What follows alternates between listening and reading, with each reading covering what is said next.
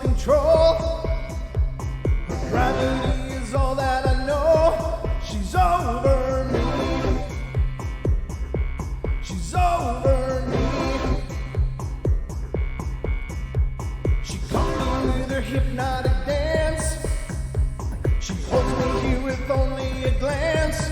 She's over me. She's over me.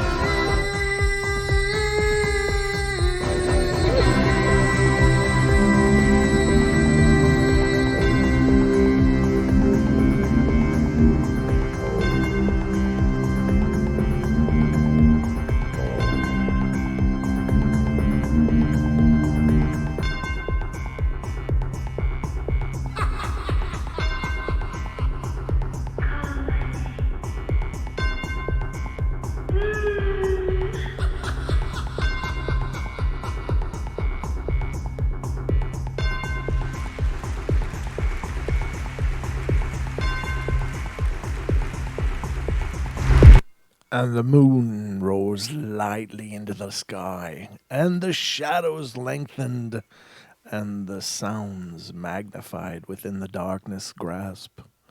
"Where are we?" they shouted, and I replied, "Why, you're in the portal, and we are live."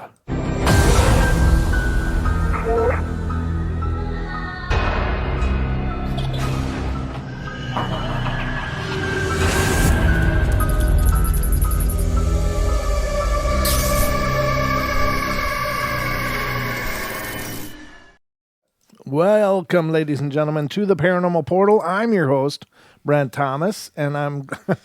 well, thank you, Lewis. I appreciate that.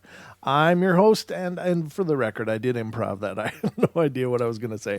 But I hope it was a memorable opening to our Wednesday edition of the show, and I'm not alone here. I got my good friend and co-host with me, Mr. Don Longbeard. You mean co-conspirator? Co-conspirator of all things hidden and unseen. Why are you waxing poetic tonight? That was awesome too. Well, thank you. You're batting 1,000. Yeah, I don't know. I'm telling you, I'm trying to get some interest in the portal going, ladies and gentlemen. Yeah, Don and I were talking about it. It's like, oh, what are we going to do? What are we going to do to get noticed out here, you know? Yeah. But thank God you guys notice us. Gonna have to do the Magic Mike thing. That's all yours, buddy. Sorry, I was thinking about Gabriel Iglesias in... I'll do the Gabriel Iglesias part. You do the Magic Mike part. Oh, God, if only I could. Oh, well, everybody, hope you're having a wonderful day and week. And it's Hump Day's Eve, and we are now underway here on the portal. And I'm just thrilled to have my co-conspirator, partner in crime of all things paranormal, Mr. Longbeard here. Oh, thank you. How's your week been, bud? You know what? It's been another trying week. You know, the cars have been funky, and the paranormal pickup just got out. And The paranormal pickup. because the thing's always doing something shady. Yeah. So you know, haunted. it's been a rough week, but it's always a great week. Oh, good. I figure if I wake up breathing and make my enemies mad, I'm good to go. Yeah, the fact you're still drawing breath vexes them. I can't believe he hasn't croaked yet. How is he living through this torment? He's sadomasochist, I guess. Well, anyway. Because I do it to myself. We're all pulling our own logging chains through life. But Jacob Marley. Or Boo Radley or whatever. Whatever the case is. But Wow. To Kill a Mockingbird reference, ladies and gentlemen. One of the only classic books I've ever read in my lifetime. And I only read it because I was forced as a child in high school to read To Kill a Mockingbird. I never had to read that. Didn't you? No, I had to read Frankenstein. It was a well-written book. Frankenstein, really? Yeah, I should have gone to your school, man. That was way cooler. Well, but the thing is it was like the end of the year, and it was like the last book report of the year. Actually, we had to write it essay style. Uh-huh. I didn't even read the book. I still got an A on the essay. Everybody knows the story. I know how this goes. Well, actually, unless you read it, you don't know that there's a couple twists in there. Oh, don't give it away, man. I might want to pick it up someday. No, you won't pick it up. I guarantee you won't pick I it. conned my way through all that stuff, all those requirements, except I did read A To Kill a Mockingbird. But I was in this English lit class, and you had to read so many pages. So I Right. went to the public library and got the biggest The book I Cliff could Notes. about computers. Oh. And I knew that our teacher knew absolutely nothing about So it. you BS'd your way through that So one, didn't you?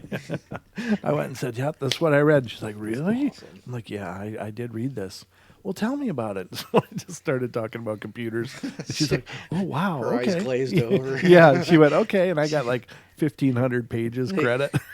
They call that pseudo listening. I know. I mean, I wasn't a good student, for the record, ladies and gentlemen. I wasn't.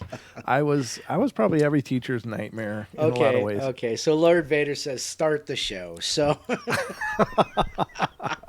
nice to see you, Vader. I guess somebody needs some paranormal going on here. Well, tonight's show, ladies and gentlemen, is going to be a cornucopia of a lot of things paranormal. We're going to talk about Dogmen. We're going to talk about other cryptids and such, and we're going to talk about ghostly tales, as usual here on the Portal. But I like these. I like these blend shows because it doesn't lock you into one subject. You can talk about many different things, and I'm going to start it off here. And the first one I'm going to read to you is I worked as a forensic nurse in a lockup unit in the hospital once with state and county inmates. Had one older demented lady who swore she was being haunted and abused by what she thought was a demon. She would call the demon Tiberius. So many crazy things happened whenever she was there.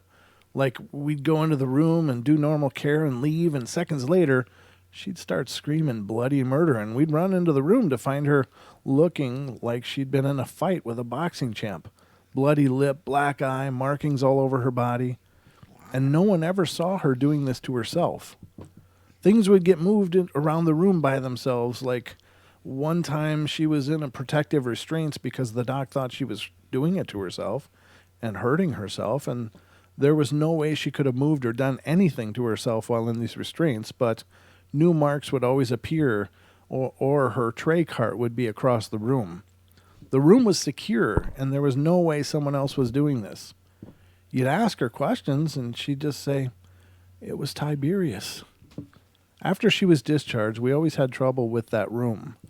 If there was going to be a rapid response or a code, it happened in that very room. One of the guards reported that lights were going on and off in the room, and if it was being reported, it was that room. Wow. So there was a presence there, is what seems to be going on. Sounds like it. No, again, and I have to reiterate this: if you want to find paranormal hotspots, hospitals are one of those, and I really believe it has to do with the pain and the suffering, and there are those, Anguish, yeah. right, Oh, and yeah. and also people that are in altered states. Mm-hmm. Now they're in altered states usually medicinally, but what happens in those altered states is the weakening of the aura. When you're given chemicals and to cause, maybe it could be to make you sleep or Right. because you have severe pain or whatever, but you're lowering your resistance, and so these people become much more ready prey for these Right. these beings Right. that seem to feast upon people. So. Well, you've said it before, that the drugs and the alcohol, and Yes. I absolutely believe it. And there's lots of people that agree with you, that they lower your awareness, your inhibitions, they lower all of these things. And it wouldn't surprise me if it lowered your veil, your own personal veil or wall, whatever that is, and they just step right on in. Right. Because here we have all of these violent drug users or violent alcoholics, whatever it is. Right. So yeah, it makes perfect sense. But she also said she was in a lockdown psychiatric unit. Right. A lockdown psychiatric unit. Yes. I've working in the prisons in a lockdown unit is bad enough. I couldn't imagine doing that kind of thing in a psychiatric ward. I worked with a woman who came from the psych hospitals, and she told me a few spooky Oh, tales yeah. of things that happened there. Like there was this Yeah. guy that every day would go and sit in the same spot and stare at the same spot on the wall. Mm-hmm. He'd move a chair to this one spot. Sure. And they he was for the most part just unresponsive, but one of them finally asked him, "What are you doing?" He goes, "Well, it's my turn to watch the portal. I have to keep guard." Wow. So he was seeing a portal of some kind, and by his presence there, it was keeping the evil things from coming through. Huh. I wonder Yeah. if that was actually a glimpse into your future. R- Because into- we're watching the portal. Yeah, well, no, I hope I'm never just staring at a wall.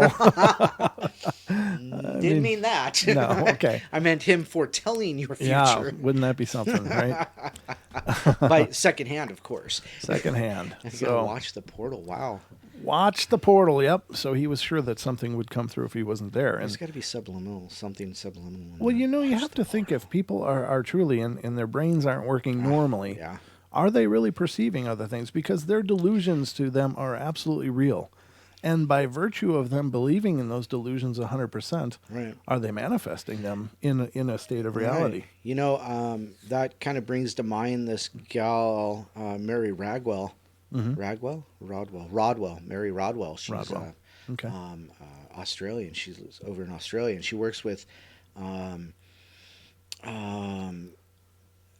people who are reported to be abductees and have witnessed aliens and things like this. And she talks about how she believes that the heightening of consciousness in the younger generations are because of ADD and ADHD and it sounds like she may be saying that these particular things, ADD, ADHD, autism, are actually the people who are moving beyond our reality. You know, they're the next evolution, Right. and that's what I take away from it, because she's worked with some, she's worked with these people, and that's what she's come to. So my point is that, maybe these people are reaching another dimension. They are, and I've said it about autism before too. I know many autistic people with autism. Mm-hmm. And I've said it on the show. I think the lower functioning people with autism, Mm-hmm. maybe they're communing with a higher spirit, and they just can't get beyond. They can't come back to our reality and tell us about it. Right. You know what I mean? Then Yeah, it is. It's really a good point that perhaps these people that seem like they aren't functioning normally for us are functioning normally in another vibration or Right. realm or some kind of higher consciousness. Yeah. right. Yeah. Absolutely. Well, that's true. And a lot of times, there's the savants as well that they can play perfect piano with never having lessons or things like that. Or there's one guy I was just watching this video of this. They call it a beautiful brain or something like that, and it's on YouTube. And the guy as a challenge, and I think he's in he's in Guinness Book now, but he sat down and calculated pi to 20,000 decimals. Wow. 20,000. So this shows what is possible inside of us. Right. I mean, his brain has the same things that our brain is, but it's tuned a little differently. Right. And I don't remember what had happened. I think he lost oxygen for a while as an infant and was revived. But after that, or I think that's what it was. As I recall, I was watching it as I was doing 5 other things. But, and there's another child or another man who was autistic, and he can look at something for just a few seconds. And he was challenged, and they gave him a picture of the New York skyline. Right. And then gave him, time on this big poster board, and he recreated everything to precise detail, even skyline, down to the streetlights. Right. So this is just phenomenal, the ability that lies within us, and he was able to tap into that. Now, functionally, he wasn't real good at a lot of other things that most people excel at, like social interactions and emotions and stuff like that. But he was just a savant for that artistic thing. Right. So it's just a really cool thing, and the fact that those people are here and demonstrating these abilities displays that that's possible for all of us. Maybe. I don't know. Either that, or it really reinforces the idea of NPCs and Matrix reality. And that's okay. So sorry, I'm going to get off track now because I just watched the reality. What was the name of it? The reality of something. Anyhow, Okay.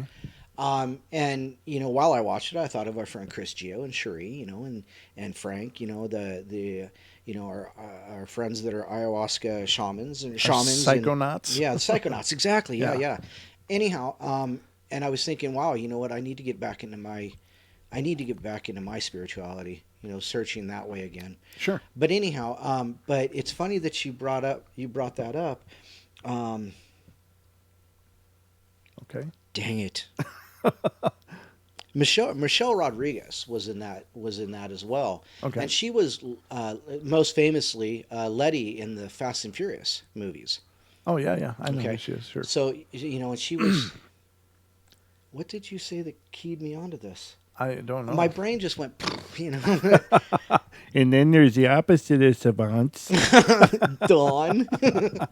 But yeah, well, okay, now I'm lost. But No, when it comes to you, come back to it. We'll come back to it. I may or may not. Sure. It was an awesome movie, though. It really got me thinking about my spirituality. Good. Yeah, I know somebody was talking about some. What was Lady Death? I was talking about the series about God or Right? the Yeah, idea of God. yeah. That was the, and I watched it like 2 years ago. Oh, cool. It had Morgan Freeman in it. Yeah. Yeah. Okay. Here's another one. My mom used to work at a subacute center as a night shift nurse. She said one of the ladies kept calling her and told her to shut the kids up because they're running around and being loud, preventing her from falling asleep. Of course, there were no kids. My mom just went along with it for a few times, and after working there for over 10 years, she said there's one wing in the building where all the patients all see children running around and making noise and keeping them up in the middle of the night every once in a while. So I would have to wonder, did that building used to serve as, a home for children or an orphanage, or, was there a history to that area Right. where that residual imprint could be? Because I would imagine that that's a residual kind of manifestation that, these energetic kids just appear once in a while for some reason. And then that's it. They make a lot of noise and nobody can sleep. So the next one is, I work in a big old psych hospital, and one night I was sorry, I'm having trouble reading this. I was pulled upstairs to work in the detox unit halfway through my shift. Someone on staff has to go room to room and check on all the patients about every 15 minutes or so to make sure that they're breathing and not in distress. And I'd just gotten to the unit and wasn't sure which rooms were actually occupied, so I just checked all of them. One room had the bedroom lights off, but the bathroom lights were on, and the bathroom door was cracked open just a little bit. And I knocked and gripped the doorknob to open it, and something yanked on the door and slammed it shut. I heard something banging on the bathroom wall, like someone was punching it. I opened the door, and there was nobody there. One of the other techs who had been there for 20 or so years said she knows at least one person died in that room a number of years ago. I'm not the least bit superstitious, and I don't believe in supernatural, but screw that floor. Yeah, no doubt. So that's that. Again, these homes, especially if they're elderly situations where Right. people are going to be passing on, I suppose that some of them just get confused and maybe didn't quite make the light. It's like, I don't know how long the window is to get through the light or whatever, but Right. apparently some people miss it. I heard a theory one time, so I don't know where I heard it, but something about, what if when you die, you're not supposed to go to the light? Oh, you know what? I think there's a Buddhist belief that also goes to that. Yeah, That's I think if you go into the light, you are going back into the cycle of reincarnation. But you're supposed to resist that and wait for a blue light, which allegedly will return you to the God consciousness. And I think that's the one I'm waiting for. Mhm, yeah, well, I'll be there eating my sandwich until the blue one comes. always go blue. Yeah. In this case, the blue pill is the good pill. Yeah. Maybe that's why they decided to use a blue pill instead of the red pill anyhow. Anyway, yeah, it's hard to know. But yeah, I think that's a Buddhist belief, and I've only heard that as many times removed, so I don't know that from source of anything. But that's what I've heard, is the blue light is the one that returns you to the God consciousness. Today's blue light special is the reawakening of your spirituality through meeting the greater gods. That's true. You can hang out with the gods, or you can jump back into the meat grinder. Grinder. Yeah, exactly. Maybe it's oh, that was another thing. There's something else right about the same time I heard. Well, when you die, you see the light. But what if you go to the light and actually you're being reborn at that moment? Like into a body. Oh, yeah, like in the middle of that's you pushing. coming through the birth canal. Yeah, exactly. It's like, no. No, I went the wrong way. I took a left at Albuquerque. Yeah, no kidding. It's like, oh man. Yeah, I think that after this journey's done, I'm at least going to get a good vacation out of the deal. I'm going to sit and loiter for a while, go twiddle my thumbs. That's white. That's a white light. After I haunt a few people that have it coming, of course. Oh, God. I know I'm top that list. Remember this, Don? Now I'm showing you. It's true. Yeah, watch Don, this. Don, Clang, here's clang, your clang. proof. Yeah, here's your wake-up call, buddy. Yeah, you said you wanted proof. All right. Now, another one is this person that worked at a place long ago, and I'd stay and clean up the main area every day, vacuum and take out the garbage and all that kind of stuff. And I was usually the last to leave. And as I was vacuuming, I hear one of the toilets flush and then the sink. And I waited, but nobody came. I'm supposed to be the only one there. And I went to check the bathroom, but there was nobody in there. Then it happened again. Same thing. Toilet flushed and the water turned on. One of the many experiences. So that was a really quick blurb, but somebody's, I can't imagine that that's your reality. So you live this long, arduous life, and all you get to do is hang out in a bathroom and flush toilets. Yeah. I was a janitor in life. I might as well do this. I used to be a plumber. Yeah. Their water bill's going to be hell. Right. Yeah, exactly. Yeah. But could you imagine that that's all you get to do is just hang out in the bathroom? Flush toilets. And you get people with bowel distress coming. It's like, oh my God. IBS. Yeah. Wow, that one blew up. Yeah. Well, that guy needs more fiber. Player 2 has entered the game. Yeah, exactly. That would just be horrid, though. If that's the best afterlife you got cooking, is to hang out in a next to urinals and stuff. You aim for a low bar and you caught that sucker. Yeah, exactly. That's just horrible. I just feel so bad if that's the case. This one's a little quick one too. It says, worked a night shift in a treatment center, and we had cameras around every corner and nothing was out of our vision, but a blue misty figure would walk around the grounds every once in a while at night, and I'd go out there and there'd be nothing at all. But on camera, I can't use that word, this thing would just walk around all night. Nothing evil, nothing bad or anything. But this thing would just walk around like he owned the damn place. This guy had some colorful language. Does it say F in place? No, it's as something else. Okay. Yeah. I'm just tempering it all for the sake of a family show, but wow. That's. I wonder if he's related to Samuel L. Jackson. Yeah, well, pretty much. Yeah, there's enough Effenheimers in there for another Pulp Fiction. Oh goodness! Wow. So anyway, please remember to hit like. Thank you, lady. And who's here, Don? Oh, who's here? Yeah, that's a good question. Let's get on that right now. Let's say hello to everybody. Let's do this. Active in chat right now, we have Becky Taylor, Black Tree, Deb. Hi, Deb. Diana. There's one of... they're all our favorites. Gemini Moon. We got Hacker. Lady Death. Got MCAT. And got this other guy named Paranormal Portal. And this loser named Aether Archives. I don't know who that is. Loser. But we'll do counseling later, Don. Absolutely. There are quite a few other love people. Me. Did I say Gemini by any chance? No, I hadn't heard that yet. Okay, well, Gemini's here. There's quite a few more that were in chat earlier, but they've not been active. Hey, Renee, how you doing? Becky Taylor. Lena. Lena, yeah. Yep, Lena's here. Sarah. Yep. Jim's here. Vader's here. Yep. Lord Vader. Zero Mind. Let's see here. Stuart Nelson. Hey, how are you? That's a new name. Stuart, yeah, he's been around. Oh, has he? Oh, yeah. Me and Stuart, we go way back. Oh, cool. Nice. Said that. Let's see. So, you know Lewis.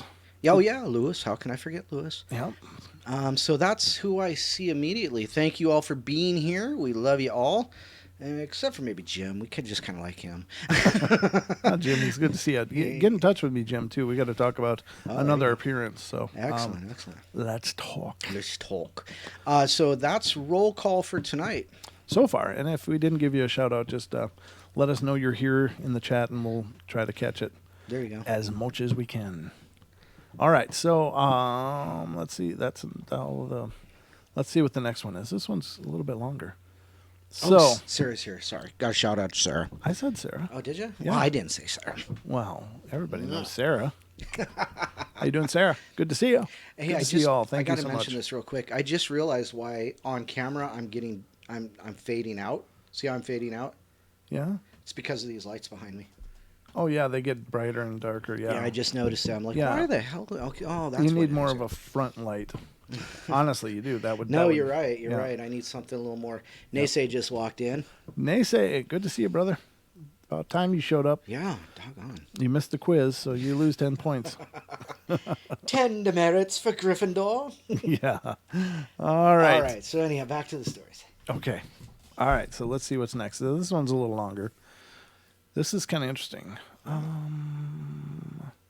think I've read this one a long time ago, but I'll just read it again. It appeared on this other deal. So used to do canine security for a bunch of years, and I don't particularly believe in paranormal stuff, but I did get the heebie-jeebies a couple of times. There was one site I used to patrol with my dog a few nights a week, and it's an old historical farmhouse, and from the main road, there was about a kilometer walk down a beat-up old dirt road with woods for a couple 100 meters on either side, and more of a path nowadays than a road, but people talk of it being haunted, if you really believe in that kind of thing. One night it was really dark out, and I can't remember if it was overcast or there was no moon, but it was black. About 2/3 of the way to the farmhouse, my dog starts acting a little strange, and I could feel him getting really tense through the leash. And he starts to let out really low growls every other step, and I can see his ears are twitching as my light swings back and forth. And it's dark, but I'm sure his hackles are up. Maybe 100 meters or so after I've noticed him wigging out, he surfs out in front of me, which he only does if there's a perceived threat. He stays about 2 meters in front of me for a little bit, and then he just stops and starts growling at the darkness. Of course, I'm scanning with my light, but I don't see anything. And after years of working with my dog, I've learned to trust him like I trust no person. During one of my scans with my light, I see about 6 set of eyes reflecting my light in the woods. I'm certain it was coyotes, but damned if I didn't get the wicked shivers up and down.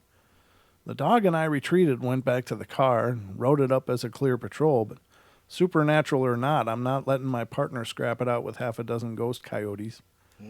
Wow. Ghost coyotes, that's interesting. Well, yeah, I don't know. I mean, yeah, chances are. They didn't mention, how high off the ground they were. Right, so that's what I was wondering. Let's say they were, animal, normal, fairly normal animal size.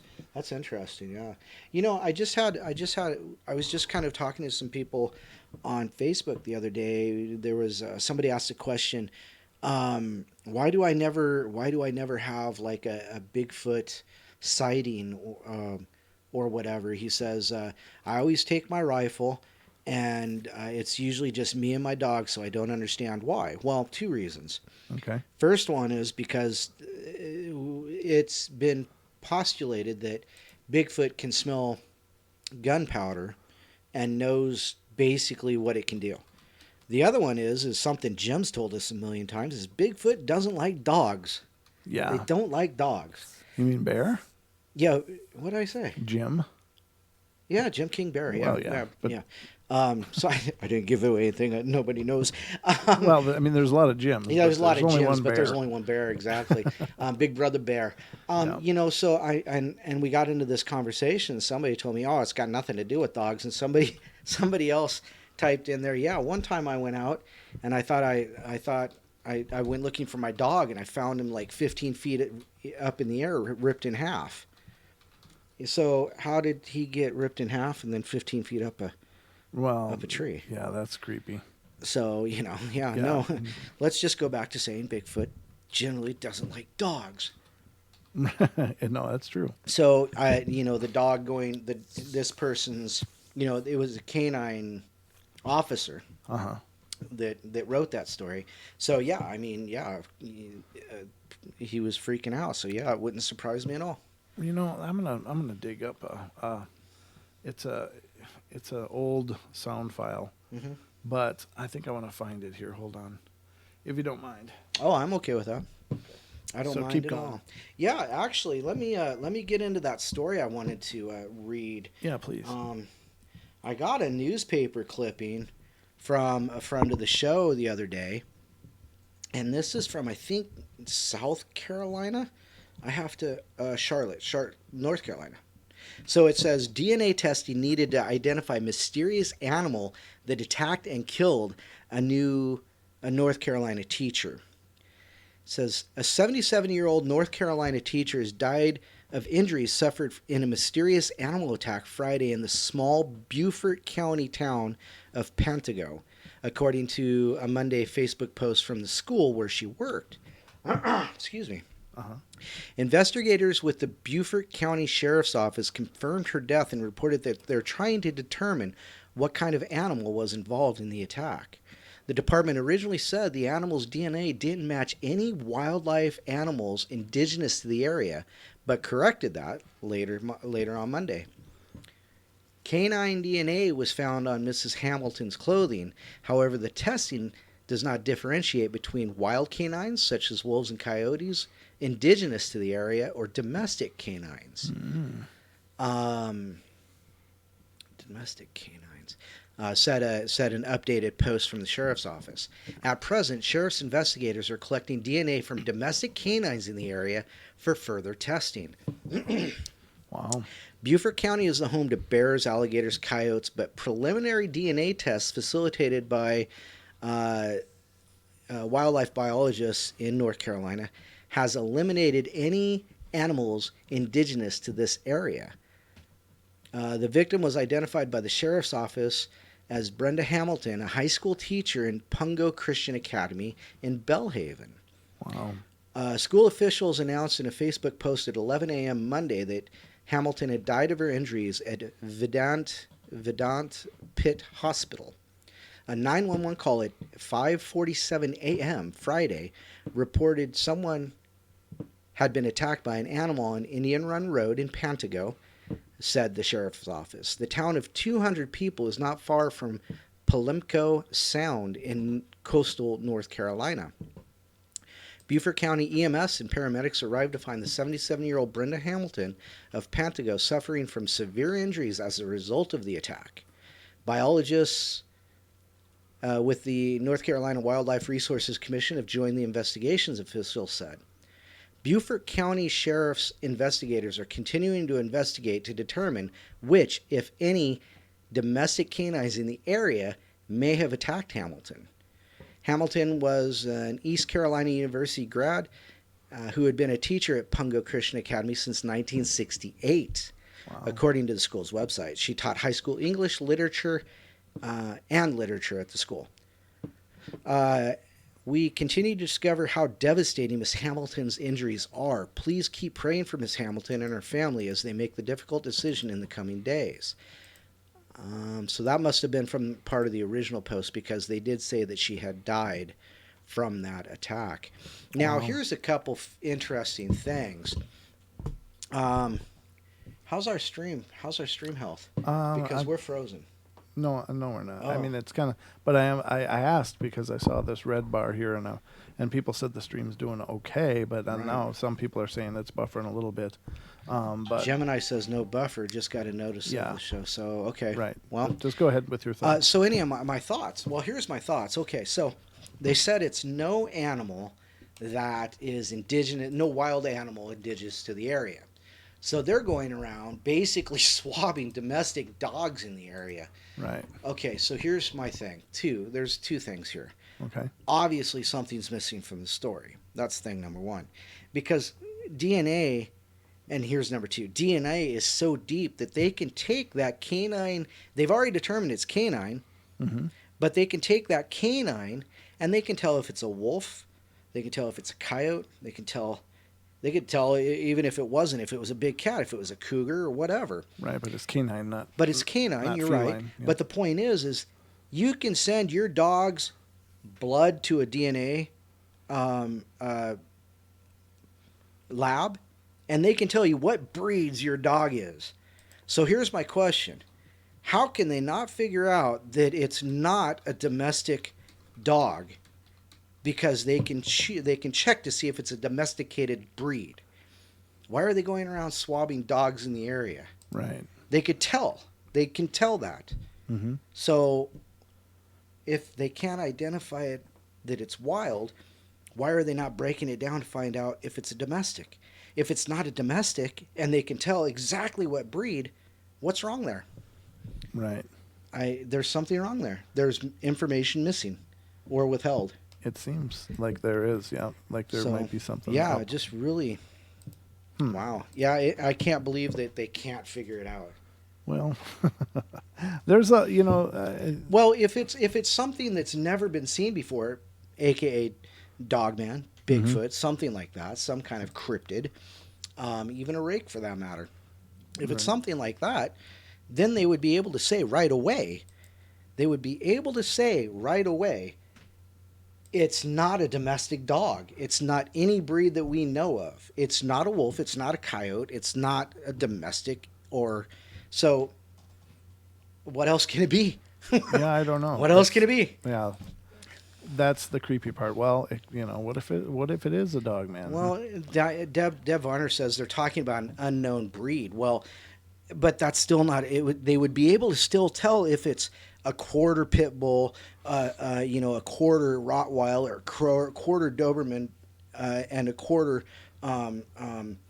German Shepherd. They could tell even. They can break it all the way down to just, 1.00% of it being a poodle. Right. They can tell. Sure. It doesn't matter if they've seen the breed or not. They know what made that breed. Even if it's a mutt breed, they can tell you exactly what's there. Okay. So, That's anyhow. interesting. Very interesting. All right. So that's kind of stuff that seems to be going on. And As a matter of fact, a lot of our chatters are saying, yeah, they can tell you exactly what breed it is. Okay. So, yeah, I'm glad I'm not off the mark. So speaking of cryptids, Mm-hmm. I wanted to play this, and this is a really famous clip. It's been around forever, but most of people that have heard this, and in fact, well, let's play it first. Okay. And I'm sure many of you will be familiar with this. I'm wondering if I'm about to get the poop scared out of me and scrape. No. Oh, It's just okay. you've heard it before too. So, Quarter chupacabra. well, wouldn't that be something if it was a chupacabra? But That would be interesting. I thought they just drained blood, though. I don't think they mauled. Exsanguinate. This woman was mauled. By Yeah, what it she sounds. was viciously attacked by some kind of a. Yeah. I just, without knowing the kind of injury she sustained, it's really anybody's guess. But I don't know. Yeah, that's horrible. All right, so here's another cryptid encounter, ladies and gentlemen. This again is a pretty famous one, and I'm not sure how this is all going to start or if it's going to have a lot of. I think it just goes right into it. But here you go, ladies and gentlemen. I think. Oh wait, damn it. Hold on. He forgot to unmute the other one. I forgot to unmute the damn Maybe thing. that's. Maybe we should check the ghost detector too. We wouldn't have heard it. Oh, that's true. Okay, now I think I'm ready. All right. All right, the ghost detector's fine, by the way. Detector is fine. Oh, okay. But I should unmute it. Okay, here we go. Sorry about that. Miscue. Oh, I don't need that. Why did I have to put that in there? Come on. Come on. Oh, I hate that. What did people... 911, what are you reporting? Okay, this is one. We got someone or something crawling around out here. Did you see what it was? Was it a person or an animal or? I can't tell. All I know is that my central light came on and I just happened to glimpse and see this thing running across the yard. A good-sized man or something. It looks like a man. I don't know what it was, just that it ran across the yard. Okay. You've had problems in the neighborhood before? Yeah, my dog was killed here just recently. I don't know what it was. Whatever it is, it's running. I couldn't catch it if I was going to chase it, but whatever it was standing up. I'm out here looking through the window now and I don't see anything. I don't want to go outside. Jesus Christ, you better... Sure. Deal! Hello? Get somebody out here. What's going on now, sir? That son of a bitch is about 6'9", I don't know. Do you see him now, sir? Yes, I'm looking right at him. Uh-oh. Okay, hang on. He's right... Is he in your yard, sir? Yeah, God, he's big. Okay, what's he doing in your yard? He's looking at me. Oh, and the guy is on foot. Just... I don't know what... It's a big, real big person. That's all I can say. Okay, but it is a person. Yeah, I'd say it was a person, somebody really big. But he's all in black. Is he a black male or a white male? Did you actually see whether, or was he just wearing black? He's all black and he's big. He is big. There you have it. That is a really cool... There's so much more to that, though. Well, There's that 911 call goes on for like 10 minutes. I've never heard a longer version than this. Oh, yeah. Okay. Because he talks about, no, he's just hairy. Yeah. Yeah. Well, and that's the story that you don't hear. And this gentleman was interviewed, and he didn't want to say on the 911 call that it was a Sasquatch, but he knew what it was. It's just that he just was absolutely terrified, and his dog was killed the day before, but his dog was chucked about 20 feet in the air over his fence, and his dead body hit the ground right by the guy. So, I mean, that whatever did that, of course, would have to be extraordinarily strong. Right. Now, that call comes out of Washington State, yeah, just a really terrific example, but horrifying example of a real up close and personal encounter with something that, how do you wrap your head around that? Yeah. It's staring at you. God. It's one thing to see a Sasquatch, but to have it right outside your house. Right, looking at you. Looking at you. I mean, that just becomes all kinds of disturbing. So, yeah, a very, very, very shocking encounter. But that was a Sasquatch, and that clip is used by Wes Germer in his intro as well. Oh, right. Yeah. But the first time I heard that, I was like, oh, my God. And I heard it years and years ago. It's not anywhere new. It's been around forever. But what a deal. Yeah, it's one of those things that you don't ever think about, and a lot of people say, oh, well, I do this and I do that. But we've talked about this on the show too, is, well, how do you know? Have you ever had that particular adrenaline rush, seeing something so huge like that? Now, some hunters, bears and, I've hunted bears. Well, I've hunted bears too, but unfortunately the biggest I have is a large black bear that runs through my yard. Yeah. But I mean, some bears, you get into grizzly country, you get those big giant black bears, grizzlies, of course, are brown bears, but, bears get big, but they don't stand up and run. Right. They just don't stand up and run. Exactly. I don't care what you try to teach them. No. Oh, there's Duke. Somebody did say Sasquatch.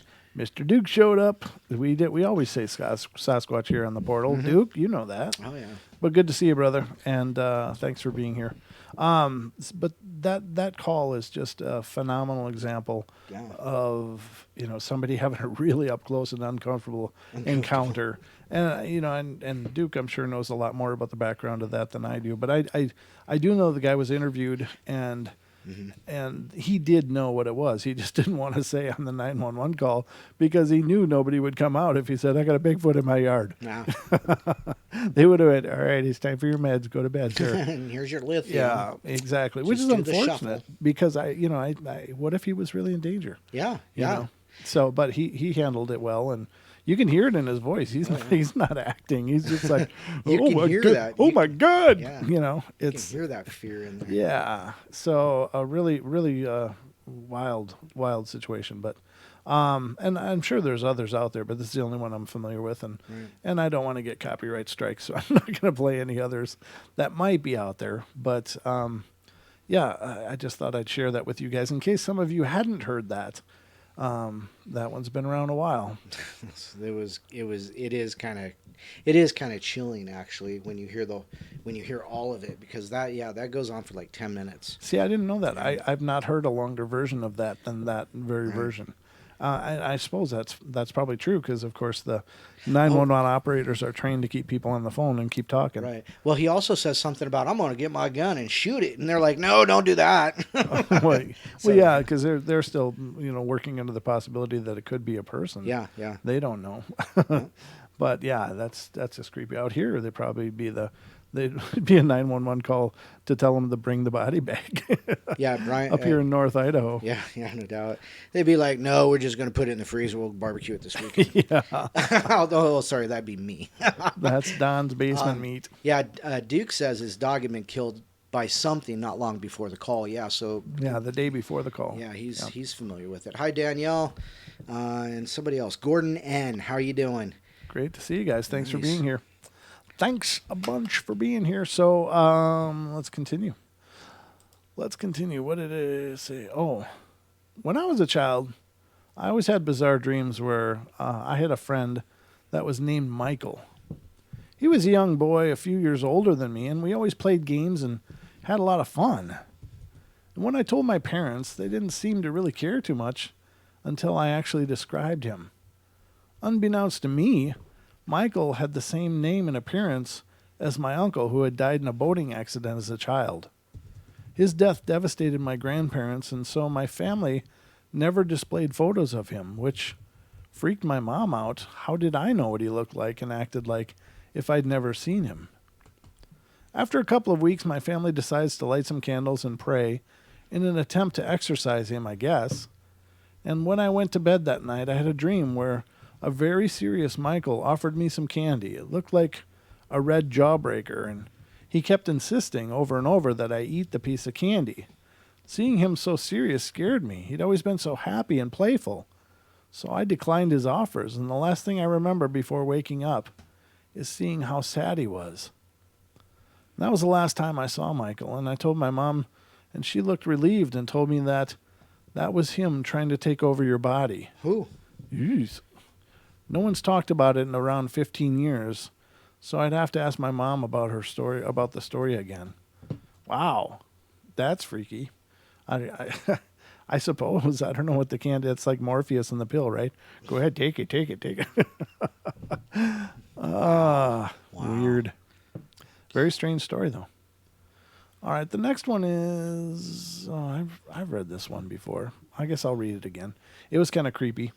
Okay, I was about 7 or 8, and my parents were throwing a big summer party for my dad's birthday, and all the adults were on the deck or inside. So us kids, maybe 8 or so of us, between the ages of 5 and 12, decided to play Ghost in the Graveyard.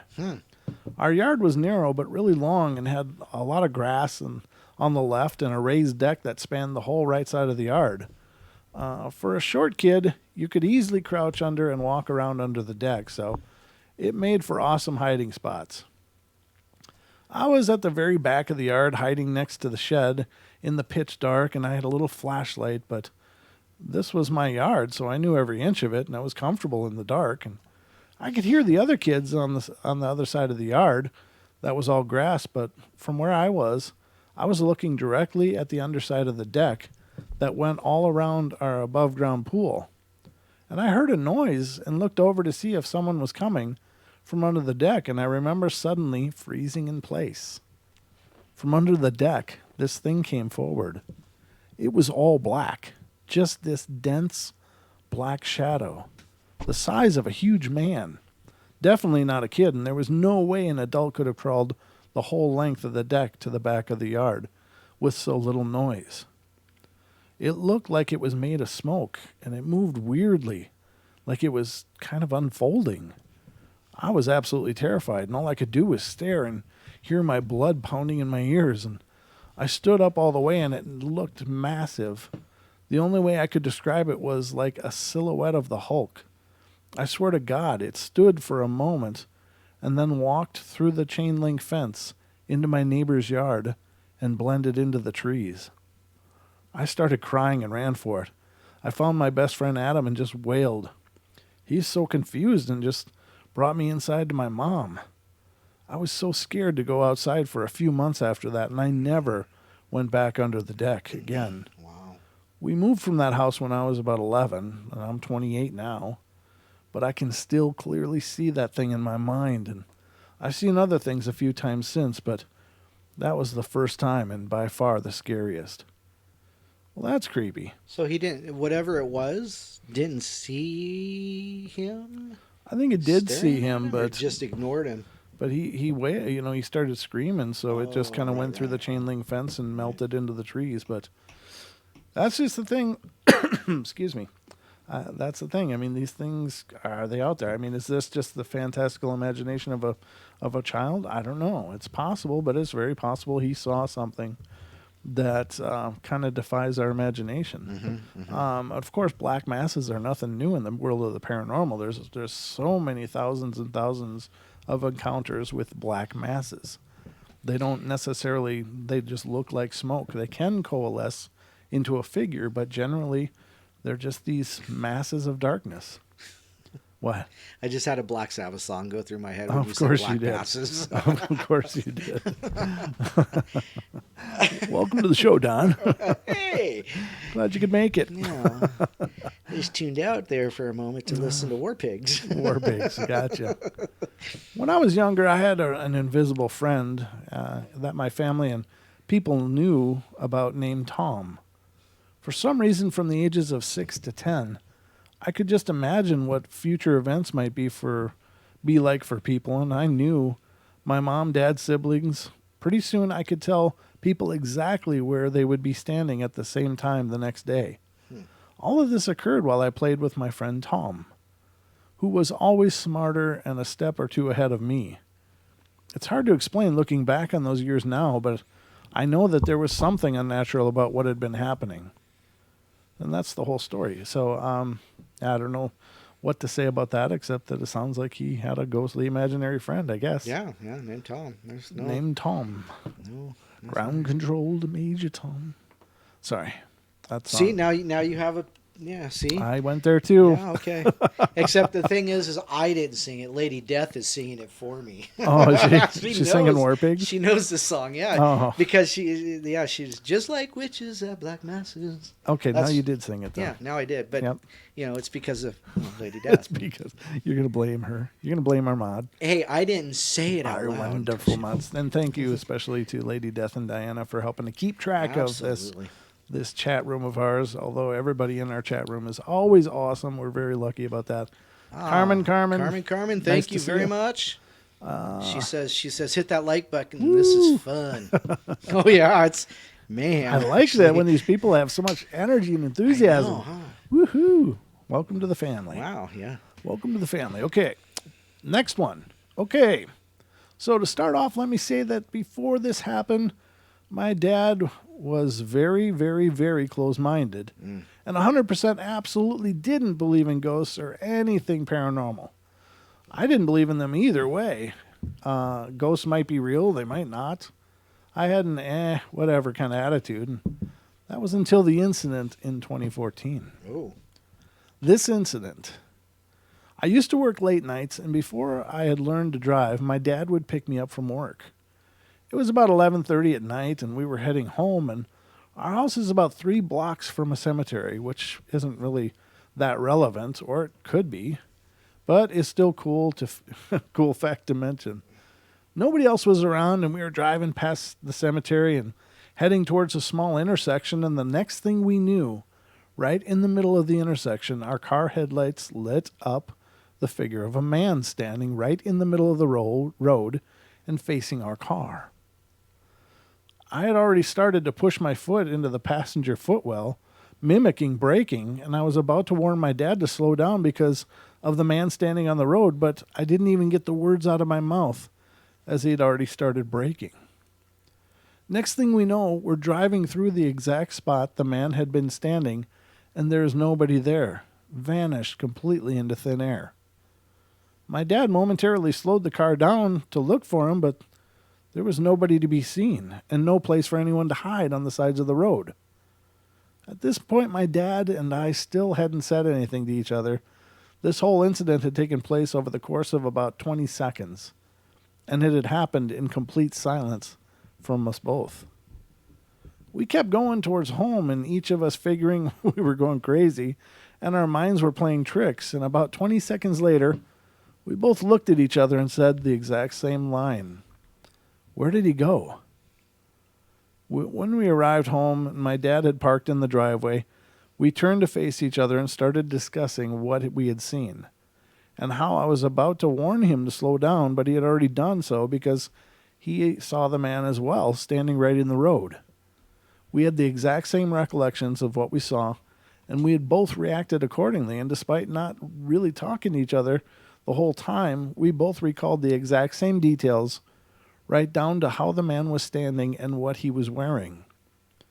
It was absolutely hair-raising. We couldn't believe it, and I couldn't believe that my anti-supernatural dad was agreeing because he'd seen it and reacted too. We both agree that if it had been just one of us that saw the man, we would have just assumed it was a hallucination or our minds playing tricks, but that just wasn't the case, as we both saw the exact same thing. We don't speak of the incident very often because people think we're lying, but it was the moment we both started believing in ghosts. Wow. Wow, that's pretty intense. And I honestly, personally, and I've said this many times, but I love when skeptics have those experiences, because I think one of the things that I find the most irritating and condescending is when people come from their high ground, their intellectual high ground, and cast aspersions at the paranormal, like, away with you. I'm ciphering numbers. Get away, or whatever. It's just like they dismiss it just right out of hand because their perception is that they've never seen it, they don't believe it, and I understand having a paradigm, but if somebody else really believes in something, is it your place to say, whatever, Brent? Yeah, exactly. It's like, and I love it when those people have those experiences because it's like, yeah, what now? I mean, really, it makes me just giddy because I just think that at the very least what has happened. In your face, skeptic. Yeah, what now? But it's just like they have to acknowledge something happened. And even if they explain it away, in their mind, somewhere in their mind, that's still bouncing around going. Or they look at you like, I didn't see nothing. Yeah, they're just in complete denial. Like, what? I didn't see that ghost. I didn't see that child ghost. There was a dog in the road. I saw a dog. It was a deer on the side of the road. I slowed down for that. It's swamp gas reflecting off of Venus or something. Or Uranus. Yeah. I don't know what's reflecting off of Uranus. But the Klingons. Yeah. Anyhow, sorry. Yeah. All right. So continuing on, ladies and gentlemen. Multiple reports of an elder female around the house. Serious skeptics were turned into believers one night, and we began discussing it around the kitchen table. My grandfather, who'd been drinking all night, had a tumbler of vodka in front of him and had some ice cubes in it, and he has not filled it or taken a drink in minutes. And when we begin speaking of Francis, the ghost, he proclaims it all to be garbage. Well, that's here not you are.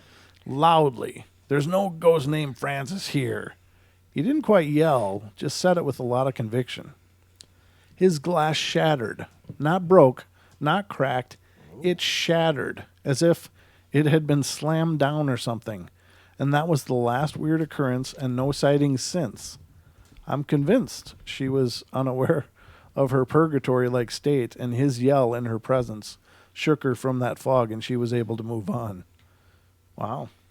So there you have it. The glass shatters. And welcome to the world of the believers. Did they say that she moved on after that? Yeah, they said there was no other activity, so she must have moved on. She just got mad and was like, Yes. fine, I'm out of here. Screw you guys, I'm going home. You guys. I want my cheesy boofs. No, Kenny is my papa. Yeah, exactly. Kitty, Something like that. And maybe that's true. Maybe that that confrontation made this ghost of Francis just address their reality and went, no, I deserve more. You're going to believe that right now, and that's the last thing I'm showing you. Yeah, exactly. All right. Congratulations, Francis. Saw someone walk by my room out of the corner of my eye when no one else was home.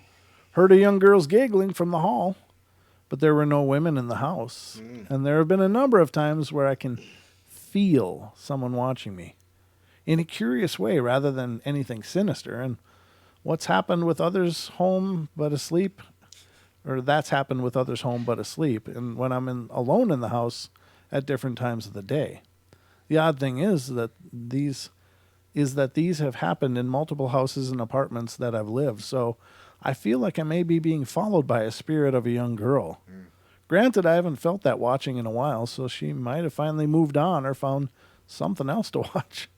Yeah, could be. Something else to watch. Reality TV at its finest. Yeah, exactly. Yes, let's see how badly we can scare So, these. so we know the Bigfoot watch us because they're curious, but apparently the spirits also need some entertainment too. Well, and somebody said that. I think it was Jeffrey in one of his appearances said, yeah, they watch us.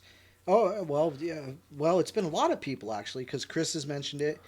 No, he mentioned it because Jeffrey had told him, why do you let them sit there and watch you? Like, Right. Yeah, so it was Jeffrey, but he was may have said it on the once show. removed, But yeah. it was once removed, yeah. Yeah, but it's almost like a voyeuristic thing at that point. It's like, why they're just hanging out They're watching. little girls. Was this a guy who wrote this? That's scary. That Wow. would be scary. I don't think it says, but still. Right. But I'm like, oh goodness. Diana, in regards to the last one you read, she says, I'm taking my orb and I'm going home. Yeah, that's a good point. Yep. She wasn't going to play anymore. That was it. She was done. You can't roll my orb anymore. Ooh. Can't respond to that. All right. Still not sure if I believe, but here's my story. Moved into a place where the family next door and the last tenant of my apartment died in their homes. One night I was in bed looking at my phone, probably reading through Reddit or something, and I suddenly got really cold, like walk-in cooler kind of cold. And I thought that was weird for a hot summer night with a subpar air conditioner, but I just pulled on some covers and kept reading, and my phone dies. All right, that's weird, I thought. I go to check my computer, and shortly after browsing there, it died too. What in the hell? So I'm sitting there, suddenly aware that I don't feel alone anymore. Covers pulled up to my eyeballs, no phone, and I'm just looking around my room waiting for something to happen. The light turns on. Oh boy. Nope. I'm frantically fumbling for my phone and grabbed a bat under my bed because I was going to beat the ghost. I eventually calmed down enough to remember that people who believe in ghosts say that you can ask them to leave. Worth a shot, I thought. Hey, so I work really early in the morning and I need to sleep. You're kind of scaring me and I'd prefer it if you left. Sorry, no hard feelings. Not more than 5 seconds later, the light goes off. I slept in the living room with my dog that night. Okay, fine. Click. Yeah, exactly. Okay, tomorrow then. Yeah. Here's a spectral finger for you. Yeah, exactly. Yep. So. Oh, we have such sweet people in our chat room. We do. Why? What happened? Well, Diana says, I'm happy we get visitation with Dawn tonight. Yeah, we have custody of Don just for that shared visitation. Shared visitation with the rest of his life and us. But and Lady Death says, "Me too. I miss him. You guys are so sweet. Thank you very much. I appreciate that. It makes me just want to come back every couple days. Every so many days. It's good to have you back. Wow. The love it's just a love fest. Yeah, I know. tonight. Let's just group hug, guys. Come on, Sweet. bring it in. Bring it on in. You might make Dawn embarrassed. No, you're a cuddly bastard. Right on. There's lots of Dawn to go around. Don't worry. And if you really want, we can put some barbecue sauce on him. Maybe a dry rub. Get the game over. All right, so continuing on, before this gets any creepier, I'm the one sitting next to you after all. And talking about rubbing barbecue sauce. And then Lady Death, a little bit. Lady Death says, "I wish you would, Dawn." Ooh, hey. It's a family show. Shit. All right, before we... Welcome to Wednesday. yeah, Wednesday. Yeah, Wacky Wednesday here on the Portal, ladies and gentlemen. Wow. All right. I work in a house built in the 18th century, owned by a signer of the Declaration of Independence. Oh. And I've had plenty of encounters. Just yesterday, I was walking up to the second floor to turn off the lights, and I heard someone sigh really loud, and I could feel the breath on my shoulder. Creepy much? Jeez. Mm-hmm. I've heard conversations occurring and footsteps while I've been the only one in the house. Doors that are completely shut will open by themselves, and thankfully, everything that I've experienced has been completely benign, but it's really weird. Yeah. And that's the whole story. There you go. That's a good little story, though. This is like one sentence. I like who posted that. Read it. Just look at the name. Don't read it. It's cute. Okay, so the next one is this one you mean? Yeah. Yeah. I can't read it, but unfortunately. It says, was awake, felt someone scooting up on the bed, then I felt fingers tapping on my hip. No one else is in the room with me. And it's signed Nope, and then the Effenheimer, and then this. Oh my God. Ooh, this one. I don't know. This one may be good. I don't know. It's a little longer though. Yeah. Here we go with those preteens again, though. What do you mean? Well, because we've talked about preteens having these experiences, and the first line says, "When I was 12." Oh so, yeah, it's that's just true. amazing, And yeah. so many of these stories start out with, this. When I was this about 14, preteen kind of age is where a lot of people are experiencing these things, and that is interesting. I don't know, very strange. I was 12 and woke up in the middle of the night. My door, which is usually closed, was wide open, and I could feel someone just glaring at me. I looked up to see a tall man right outside my room looking towards me. He seemed really angry and would just keep staring. Although my dad is short, I assumed it was him because he's the only other male in the house, and I called out to him asking what's wrong. There's no response. It only took me a while to notice that something was seriously wrong, and I got so scared and hid under the covers praying for the figure to go away. Now that I think about it, why didn't I just scream for help? I guess I was just scared senseless. I was crying and shaking under the covers when I started to feel as if it wasn't looking at me anymore, and I looked out from my covers, and he was right in my face. Oh, God. And it says, just kidding. The figure was nowhere to be found. Oh, okay. Yeah, let's just have a little fun with this. So I ran out of bed, locked the door, and shoved my chair under the handle like that would stop an entity. I don't know. I guess I fell asleep somehow after that terrifying incident because I woke up to my mom pounding on the door, screaming for me to open up the door. I was scolded for locking the door just like that, and just to check, I asked my dad why he was staring at me in the middle of the night, and he had absolutely no idea what I was talking about. So I tried to chalk it up as, one, my dad was sleepwalking, which he never has done in his life, or two, I was just dreaming and somehow locked the door and shoved the chair up in my sleep, or three, someone else came into our house but didn't steal anything, oh my God, which is way worse, but something just told me that it wasn't any of the above, and I had an encounter with a ghost. Number 3, somebody broke in our house. Yeah. Now, why? Hey, look, I made you this breakfast. Don't bother asking me how I got in. Yeah.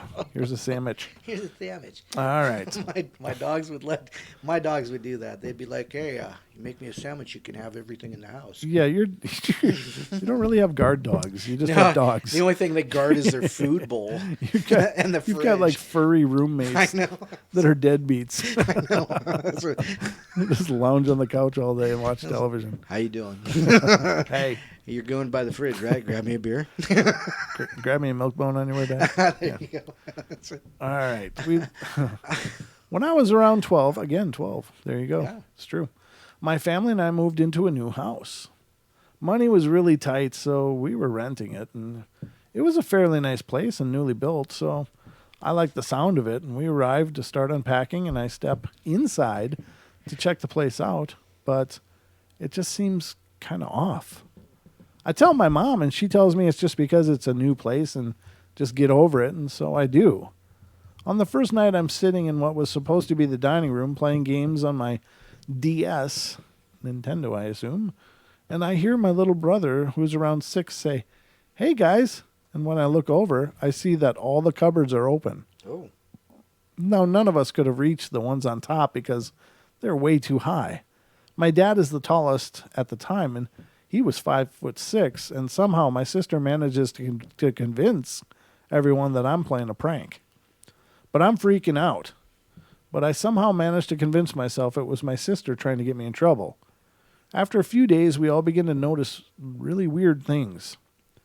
There's shadows moving past windows and our puppy barking at one specific corner of the house, and the shed in the backyard was a no-go zone for everybody.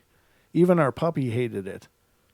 One Saturday morning, we wake up early while our mom was still taking her dad to work, and he didn't drive, and he got into an accident when he was 18 and refused to drive ever since.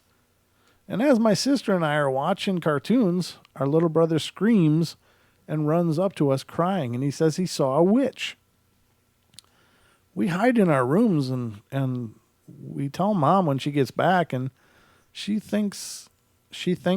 asks my brother what he saw. It says asks my brother what he saw, and he describes a black, shadowy figure. It was broad daylight, and she obviously thinks that it was just his imagination and dismisses it, and I'm just scared completely by all these weird things, and I asked my sister if I can sleep by her that night, and she was doing karate, so I felt safe by her, and she agrees, and that night I wake up early, and I look into the corner of the room, and it's there, just standing, staring. It scared the hell out of me, and I run to Sad, I think he means Dad. I run to Dad, and he lets me sleep by him and Mom, and after 5 months, we moved out. Just a few months ago, my mom and I got to talking about that house, and she told me she thinks it was haunted, and I asked her why, and she said, "Something that scared the hell out of me. I saw a black shadow in the corner of your room when you were a kid. It was just staring at you. I used to hide crosses in your room thinking it would scare it off. And also, after doing some research, Mom found out that the owner's husband died in that house." Wow. Yeah, that's creepy. That's creepy. All kinds of creepy, ladies and gentlemen. I was kind of reading along with you. Oh, good. And Okay. I noticed that that's another Pulp Fiction episode. Yeah, there's all kinds of Effenheimers in there. So there's a question in the chat room. Okay. Was the witch's name Sandy Witch? Because we mentioned Sandy Witches. No, it was It's- Sam Witch. The witch's name was Sam. It's mostly Jim asking, of course. Of course. Oh, there's a shock. It's a sandwich. All right. Leave it to Jim to stir the pot.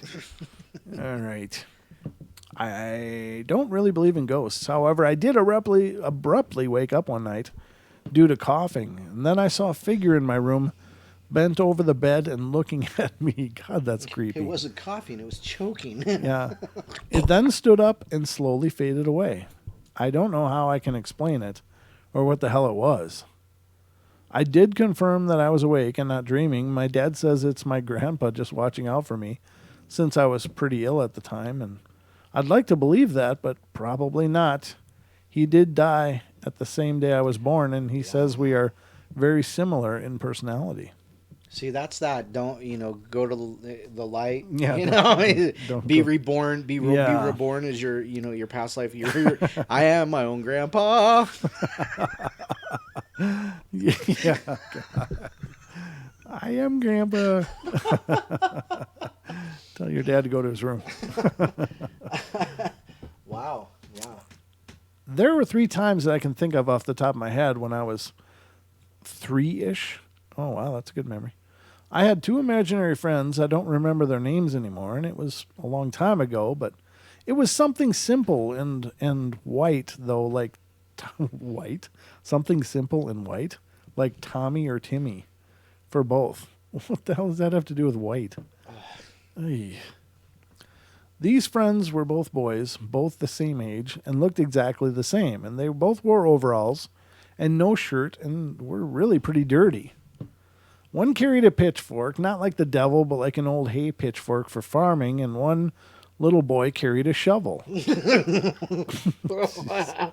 is already sounding horrible. They were generally nice. Sometimes they would get angry, but it was never a big deal. They showed up at the foot of my bed every single morning, and my parents pretty much ignored it. And when I got older, we were talking about imaginary friends at my grandma's house, and I brought them up, and my grandma went absolutely white. Apparently, the 2 little boys were my great-great-grandfather's twin boys from his first marriage. They were free bleeders, and one day when they were playing outside on the farm, they got caught up in a barbed wire fence, and by the time anyone found them, it was too late. Yeah, no doubt. Oh, that's so sad. The second time was when I was about 4. I was asleep, and my parents were watching a really scary movie, and they heard something thumping against the house, but they thought it was just the wind or something normal. They went to sleep, and I got up the next morning and went outside to play. Everything was covered in blood. It was smeared on my swing set, smeared up on the house like a good 20, 25 feet up, smeared around my pool, and it was all over the grass, and the only thing that was clean was inside of my pool. It was crystal clear and not even a drop of blood in it. I went in the house to tell my mom something was off, and she saw me covered in blood and freaked out. After she determined that I wasn't the one bleeding, she ran outside, looked around, and screamed for my father. We never figured that out. There were no dead animals, no buckets, seemingly no source, and there was no possible way for a person to have gotten up on the house like that. The other time was soon after the blood incident, so my dad didn't love me when I was little, and my mom had to work like 3 jobs. He would sleep in every day and not feed me, so I had to learn and get up and cook for myself and all that. Well, that's terrible. I had a routine, and I would get out of bed, look down the hall to make sure my father was asleep, go make food, and watch Blue's Clues until my mom got back. Well, one day I got up and nothing was off until I stuck my head around the corner to see if my father was still asleep. He was. That wasn't the problem. The problem was the massive, dark red humanoid figure looming over his sleeping form. I was a brave little guy, and so I took a stance in the middle of the hall, facing it, and screamed at it to get away from my dad. It turned its head towards me. It didn't have a face. There were just 2 circles, and one slightly smaller than the other, the small one in what was supposed to be the T-zone, and the larger one where the mouth would be. But there were no holes. It growled like a dog, but louder, much, much louder. Wow. Feel it in your bones loud. And I ran and hid under my bed, and after a little while, I figured if it was going to find me, it probably would check under the bed first. So I checked if the coast was clear and ran to the living room and hid there by the front door until my mom got home. I still don't know what that thing was, and I've never seen it again, so I've never found any legends about it. Yeah, that's creepy. Wow. Somebody asked about free bleeders. That's a hemophiliac. Yeah, Somebody their that blood doesn't coagulate doesn't at all. coagulate. A hemophiliac. Yep, they just bleed out. That's crazy. Though. Even small cuts are deadly. Oh yeah. But that's crazy though, because at first I was like a red-haired humanoid, and I'm like, baby Sasquatch. Red hair. And then turn around, and it only had one eye or one spot, and one eye, and one larger hole, but no holes. They were just like circles. There was something else I wanted to mention about that story, and unfortunately I forgot about it. Well, you're forgetting a lot tonight, Don. I know. I got to take my brain juice. Got to get you some vitamins or something there, brother. I got all the vitamins I need right here in this jug. Oh, yeah. Nobody knows what's in that jug, Don, but I'm betting it ain't vitamins. That's a fact. I mean, no, it's vitamins. It's good for it's you. protein shake. Oh God, It is muscle milk. it comes with a good dry rub. Yeah, I'll bet it does. Oh, Don's drinking muscle milk. Put a nipple on that baby for him. All right. I've always believed, but living in my first one-bedroom apartment confirmed there is paranormal stuff in this world that defies all explanation. This is one of many events that took place there. My boyfriend, now husband, was sleeping beside me, and my bare feet were sticking out of the blankets, and something had a hold of my right foot just under my big toe. Just under my big toe. What do you mean, under your big toe? I guess I'm going to assume it just means it had a hold of the big toe. Not painfully, just gently holding on. I didn't look down, and I pulled the covers over my head, freaked me all the hell out, and lasted a good 5 minutes before whatever it was just finally let go. I didn't say anything to my boyfriend. 2 nights later, it happened again, and this time I was dead asleep, and the feeling woke me up. Again, I freaked out, but I looked down at my feet, and nothing was there, and it was still gripping my foot, so I whispered, "Hey, let go of that, please." And a few seconds later, it did let go. The next day, I told my boyfriend, who kind of laughed it off, and he said if it grabs my foot again, wake him up. So a week later, it got a hold of my foot again, and I woke him up, and he looked down and shrugged because he didn't see anything, but I could tell he was bugged out a little. A few days later, he woke me up in the middle of the night, shaking like a leaf. He whispered, "Honey, it's got my foot." That's the end of the story. Well, that'll learn you. Don't you mock no paranormals around here, know what I'm saying? Honey, it's got my foot. Yeah, it's got my foot now. Can you let go of my foot? Yeah, she was all diplomatic about it, like, hey, I'm going to need that. Let go. It's not a toy. I can't turn over if you're holding my foot down. Yeah, I don't know. She said it was gently, but strangeness. Darn spirits, they get bored. They need to hold a foot. All right. Let's see. Did you have anything else you wanted to read? Well, I wanted to talk about that video maybe a little bit. Let's do that. Okay. I've been reading enough of these for a while. I can sit back and we can philosophize. So I'm going to go ahead and drop that link for the video into the chat. So Okay. if people want to watch it and hear my thoughts on it. I don't know why anybody would want to do that, but there's the link. Well, All right, so the link is called Evil Creature Caught on Tape, and then by the gentleman, it's actually on his. Supposedly, this gentleman, it was about a year ago. I think it was August. Oh no, it was like a year and a half ago. August 12th, 17 is when this was posted. And God, you got to watch this video. what video is this? This is the one that said scared you at a primal level. Oh, I posted it on the Facebook. Yeah. So I mean. That's the I think it's a rake. Now that's the only thing I could think of too. Right. But so what happened is one night this gentleman was like on his back porch. He's apparently, I think it's like a meshed in back porch. It's like a sunroom. I think is what sunroom he day or whatever. described it as. Yeah. So anyhow, he's out there and he's looking out in his backyard, and he sees this thing, and apparently this thing's been around once or twice before. Yeah. So he goes and gets his iPad and he sets it up in his window. But unfortunately, there's a screen between that and what he's filming, so it does shed some dispersions on what it could actually be. But I tell you what, you watch this video, and I was freaked out. Yeah. Because he loses track of it at one point. It's only like 6.5 minutes long, Right. but it comes up and it goes back. Let me ask you a question. As you were watching this, were you still able to make it out? Because I was able to keep seeing it even when it was out of his view. It's like the camera still had, there was like this very translucent Yes. white figure still in the Yes. screen.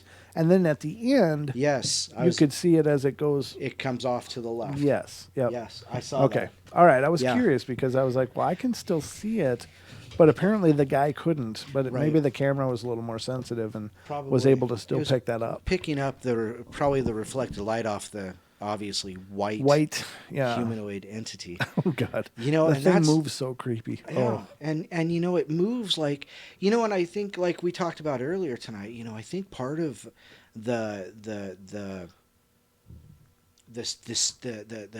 scare, you know, the feeling that you get is because there's so little known about the rake, but everything that we hear is violent and aggressive, and I thought at one point he said that it actually has come up onto his porch and rattled his door. The night before, apparently, it was in that porch.